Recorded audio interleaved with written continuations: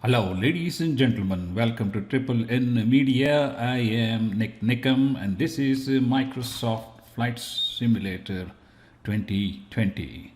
Today, our mission is to take off from Newark, New Jersey Airport, Newark Liberty International Airport, and land at John F. Kennedy Airport in New York.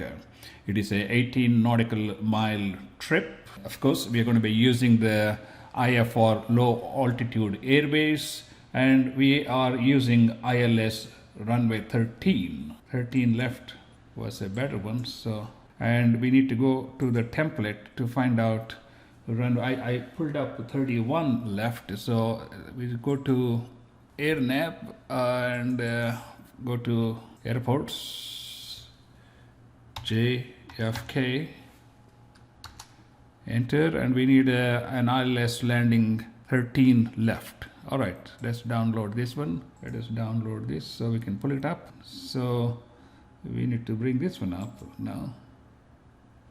Let's see where we are. Let me bring it up. Okay, here we have the ILS runway 13 left, which is showing up here. 13 left. This is where we're going to be coming to land, and here are the altitudes: 2100, 1500, and minimum is 213. And more importantly, what we're interested is 111.5 for the ILS frequency, and the angle is 134 degrees. So we'll program that into our flight plan, and we're ready to take off. It says Cessna 172S is the most produced airplane in the world. It uses Garmin 1000G, which we are going to program momentarily. And they have been flown since 1955. That's amazing. It's, oh my gosh, how many years? Like 45 plus 20, 65 years. Maybe one of the most durable planes in the world. All right, I think we are ready to go. Okay, let's go. I am ready. Let's see if we need to do anything here. So I think we are fine. And this is supposed to show us our path. Yes, it is showing our path. I just want to show you. We're going to be going through these various sections, and this is where the ILS takes off at the Telex, I think. Or it starts here at Busan and goes through Telex, Kazan, whatever it is, and then land at the JFK. And if you look at the map here, let me minimize this map a little bit. I don't know if I can minimize this. Okay, if you look at the map here, there's the same thing we have: Kazan, Oxhub, Telex, Kazan, Oxhub, 680 feet, and touchdown. This is runway 13L, which is fine. So let's get inside, and this is a Garmin 1000. I'm sorry, I had to be on this screen. When you have split screen, it's kind of interesting because you don't know where your control is. First of all, it is starting off at the 109 degrees takeoff, so we can press the heading here. I'm sorry, put the heading here, so it will change to that. Number two, we need to program this ILS frequency, which is supposed to be 314. I'm sorry, the ILS direction, angle, 314. Let's go the other way around. 314. That's the first thing I do, set it up. I mean, it can be done while we are flying, but it 314. 314, so that's good. Then we go back to GPS. The next thing is we have to program the nav1 frequency to 11.5. Okay, press that one. And when it engages that, it is going to show up as these are the letters we're going to be looking for, which is 1MOH. So those are the letters. If it does that, we know we are on the right track. So we have set up that one. Then once we get airborne, we're going to press nav, so it will follow the navigational path here. After that, it will automatically change over to location 1, and we can also set our altitude here to like 2,000 feet. 3,000 feet. Let's leave it. Then we set the vertical speed to be like 400. 500 should be fine. And as soon as we are airborne, we are going to press autopilot, so that will take care of this initial journey from here all the way up to this point. So you have some idea as to how to proceed. That's done, and let us see if we can begin our journey. All right, let's see, your throttle is good. Let's continue here, and I'm using Logitech Extreme 3D Pro. F11 releases the brakes, and the brakes are off. So we are going to take off when we're going to roll when we approach 50-60 nautical miles. Just a little bit to the center here. Great, 60. And I think when we pull back, you just have to make sure you don't go too much. That's what was my biggest problem before, because then it would stall.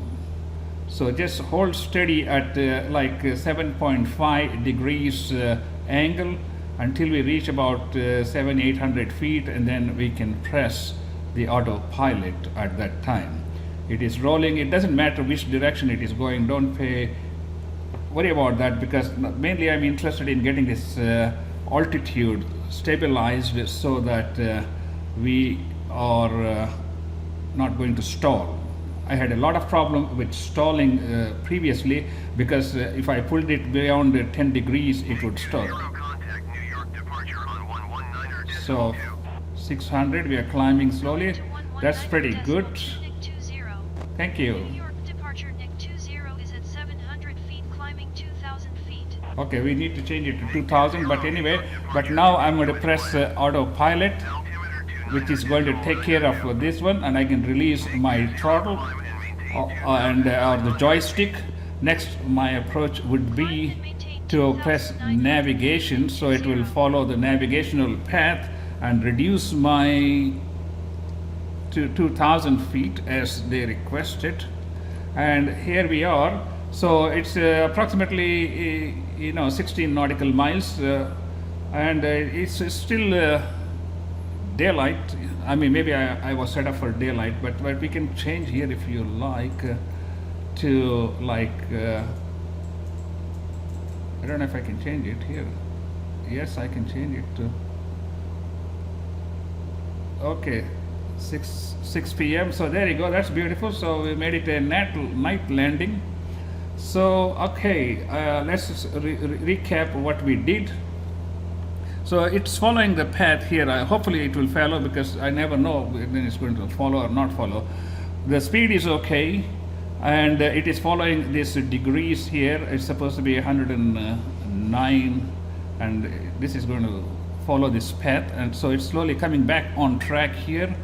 We set the altitude at 2,000 feet, the vertical altitude speed at 500 feet per minute. It is on autopilot. It is following the GPS. So we are doing the ILF, and once it is on track, after it passes Busan, then the localizer will automatically switch over. And you see, I say ITLK here, and this one, I don't know what runway is that. This is runway 31. It's not what we want. Let's see here.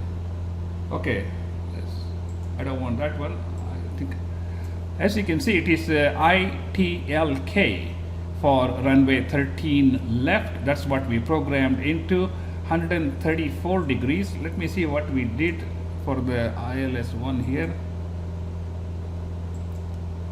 134 degrees. So we are fine. We are on track here. And this is following the track here. That means we are doing all right, and we are approaching our designated altitude of 2,000 feet. I didn't know the distance between Newark and JFK was only 19 nautical miles, but which is good. So it's a short flight. We are more interested in learning the steps to become familiar with the ILS approach. NIK 20, you are 13 miles west. Maintain present heading and altitude. Expect ILS runway 13 left approach via Busan transition. All right, Busan. Clear to Busan. Okay, that's Busan. I learned some new word. Runway 13 left approach via Busan transition cleared to Busan NIK 20. So you see, it's already recognizing that I am cleared for ILS runway 13 left. So let us, as you can see, that's amazing. See, it already changed the location 1. That's not what we want. We want to go to location 1. So let's see if it will do. Okay, yes, it is on track here. So this line will slowly move here, and the direction will change to 134 degrees. That means we are right on track, and that's probably going to change at Telex, because that's a straight line from Telex to runway 13 left at John F. Kennedy Airport. So our speed is a little bit high, so we can reduce the throttle a little bit, keep it at like 120 miles. I mean, that's what I heard from real pilots flying Cessna 172. So, oh, not too much, not too much, not too much. So let's keep that one. Okay, so we are making steady progress here. 119er decimal 1. Tower on 119er decimal 1 NIK 20. Kennedy Tower NIK 20 miles northwest inbound ILS runway 13 left Okay, approach. and you see this line is going to start moving now. Cleared ILS runway 13 left approach. Altimeter 29er decimal 9er 2 wind 284 entry. Okay, that's what we have here, 29.92 Runway 13 left approach NIK 20. approach. So here's the runway, we can see here. Something is beeping here, what is that? And you can see the diamond is slowly coming, so that it means we are in the right direction, and you can see this green line coming to join, so then we'll be in straight line altogether, and eventually it will change to course 134 degrees. Our speed is okay. I think we are making progress. Let us see what happens here. Here we go. That is good. And when it is okay, here's when we are in once I pass this one, basically I just have to press approach, which is this button, and it will let me see if I can zoom it a little bit. That's too much. This is the approach button, which I'm going to press in a second. Then it will so this is autopilot G started here, and the diamond is moving, and this is moving to the degree we want. The speed, the height is coming down. Okay, let's change this one. Let's change the speed a little bit down. Runway 13 left NIK 20. So now we got to get a little busy here. International Airport, reduce the speed to like 110. We are 1400 feet and climbing down. That's good. I think it's telling me I'm too fast, but that's okay. 110. We are 3 miles further away, so it's 1200 feet. Let's put the flap down 1, and if you really want to see if the flaps are down, okay, let's keep going here. We're almost here. 1100 feet. Speed is 98. I'll just keep it there. Give it a little bit. Somehow this plane kind of comes short of runway, so I had to keep up the speed. in order to accomplish what we need to do. And when you are just about like 50 feet, we can remove the autopilot. I had to learn a keyboard shortcut. If anybody knows how to use a keyboard shortcut to remove the autopilot, I would appreciate it. See, we are pretty close here. We can reduce the speed down some more. I can bring down flap 2. So we are coming down. I like to keep it around 90 miles and then drop it to 80 miles. That's pretty good. All right, 90 miles, so 600 feet. Slowly coming down. 86 miles, that's pretty good. I like it. So we are just about 1.5 miles, nautical miles, I should say. Yes, 500 feet.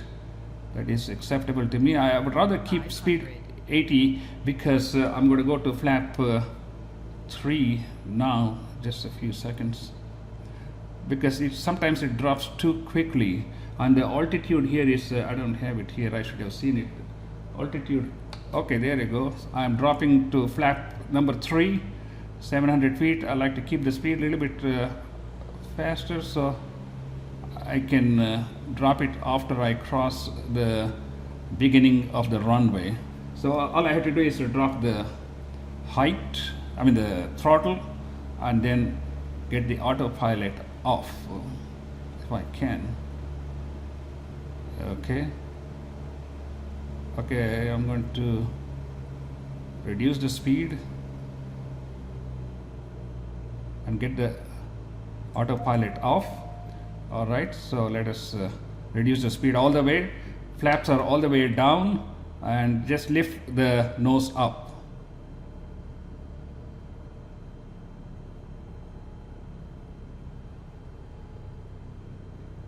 So, oh wow, we're still on the runway. Sorry about that. NIK 20, exit runway when able. Okay, so we got it.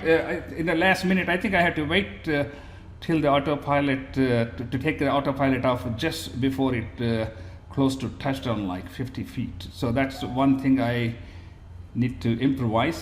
Thank you so much for watching. I hope you picked up some points from this nice trip from Newark International Airport to John F. Kennedy Airport. I am NIK NIKAM, and please do subscribe to our YouTube channel. We will see you next time.